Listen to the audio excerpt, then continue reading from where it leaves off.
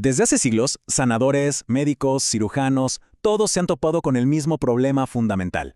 ¿Cómo se arregla un hueso roto de manera perfecta?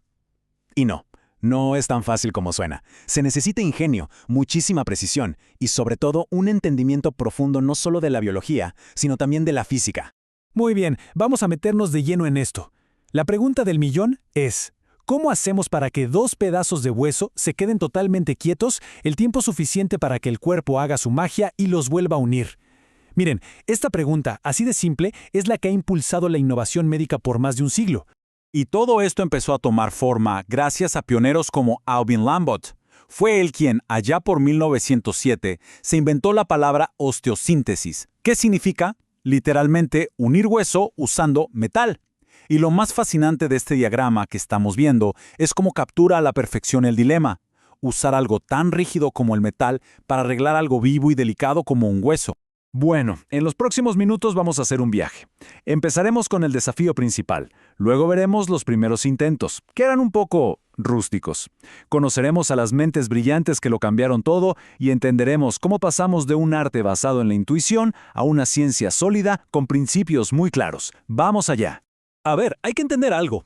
Arreglar una fractura hoy en día ya no es solo cosa de operar y listo. No, es aplicar las leyes de la mecánica, las de la física, a nuestro propio cuerpo, a los tejidos vivos.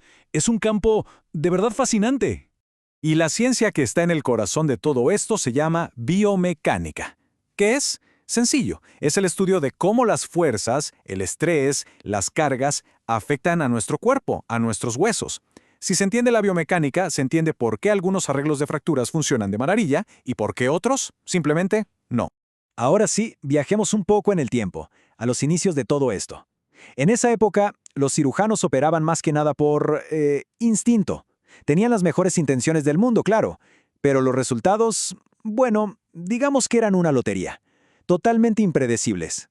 Miren estas radiografías, son un gran ejemplo. A la izquierda tenemos una placa de Sherman. El problema era muy corta, no comprimía el hueso. Biomecánicamente, pues, no daba la talla. A la derecha, suturas con alambre. Hoy sabemos que eso no da ni de cerca la estabilidad que se necesita. ¿El resultado? Inconsistencia total, porque no había una base, no había principios mecánicos detrás. Pero, de repente, en medio de todo esto, aparecen dos personajes, dos mentes geniales con ideas totalmente opuestas, pero igual de brillantes. Y ellos iban a cambiar las reglas del juego para siempre. El primero es Gerhard Küncher. En plena Segunda Guerra Mundial se le ocurre a una idea genial: un clavo que va por dentro del hueso, una especie de férula interna, y era tan, pero tan efectivo que hay una anécdota famosa. En México, en el 72, hizo que pacientes con el fémur roto caminaran al día siguiente de la operación. Imagínense, una locura, una auténtica revolución. Y por otro lado estaba Robert Danis. Él veía el problema desde una perspectiva totalmente distinta. Su obsesión no era poner algo por dentro del hueso, no. Su meta, su única meta, era lograr una estabilidad absoluta en el punto exacto de la fractura. Para lograrlo, Danis inventó este aparatito, el coaptor. ¿Qué hacía? Pues aplicaba compresión, apretaba los dos extremos del hueso. Y la estabilidad era tan pero tan perfecta que el hueso sanaba directamente, sin formar ese callo, esa bola de hueso que se ve normalmente. Él lo llamó soldadura autógena, como si el hueso se soldara a sí mismo, una idea radicalmente nueva. Entonces, teníamos estas dos ideas espectaculares, ¿no? Pero seguían siendo los esfuerzos de dos genios por separado. El siguiente paso era el más importante. ¿Cómo unir todo esto en una ciencia, en un método que se pudiera enseñar y replicar en cualquier parte del mundo? Y aquí la historia se pone buena.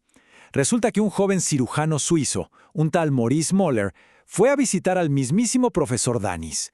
Y se pasaron toda la noche charlando, debatiendo ideas, ayudados, dicen, por la excelente colección de whiskies de Danis. De esa charla legendaria nació la inspiración para la Fundación AO, la organización que tomó todas estas ideas y las convirtió en un sistema global. Y lo increíble es que a veces la ciencia avanza por pura suerte. Los investigadores de la AO estaban haciendo experimentos en perritos Beagle. Y en una de esas, una placa quedó un poquito floja de un lado. ¿Y qué pasó? Para su sorpresa, vieron que el hueso sanaba de una forma en el lado apretado y de otra completamente distinta en el lado flojo. ¡Bingo! Ese accidente les permitió entender, a nivel microscópico, qué pasaba cuando había estabilidad absoluta. Pasaron de la anécdota a la ciencia pura. Y todo esto, desde Lambot, pasando por Kunscher, Danis y los experimentos de la AO, culminó en esto: la destilación de 5 principios biomecánicos fundamentales. Pensemos que son como la caja de herramientas conceptual que todo cirujano ortopedista moderno tiene. Es lo que usan para decidir cómo atacar cada fractura. Y aquí los tenemos, son 5. Primero, compresión. Es simple, se trata de apretar un fragmento contra el otro. Luego, protección. Es como ponerle un escudo a una reparación que ya se hizo. Tercero, el tirante. Este es muy ingenioso, convierte una fuerza que quiere separar el hueso en una que lo une.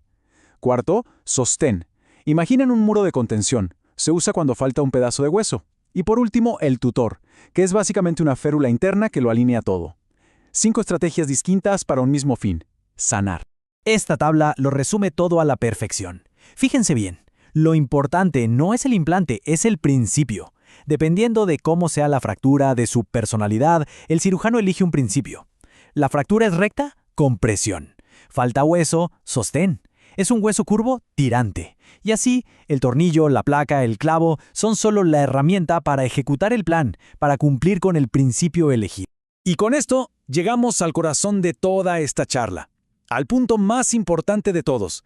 El verdadero cambio de paradigma no estuvo en los metales, en los implantes, estuvo en la cabeza, en la forma de pensar. A ver, antes, un cirujano veía una fractura y su primer pensamiento era: ¿qué le pongo? ¿Una placa o un clavo? La mentalidad biomecánica, la de hoy, es diferente. Ve la misma fractura y se pregunta otra cosa. ¿Qué principio necesita este hueso? ¿Necesita compresión? ¿Sostén? ¿Un tutor?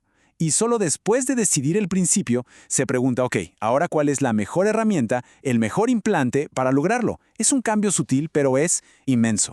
Y esta filosofía queda perfectamente encapsulada en esta frase del profesor José Manuel Ortega Domínguez, uno de los pioneros de la AO en México. Él dijo: el médico primero deberá pensar en el o los principios biomecánicos y luego en el o los implantes para poder cumplirlos.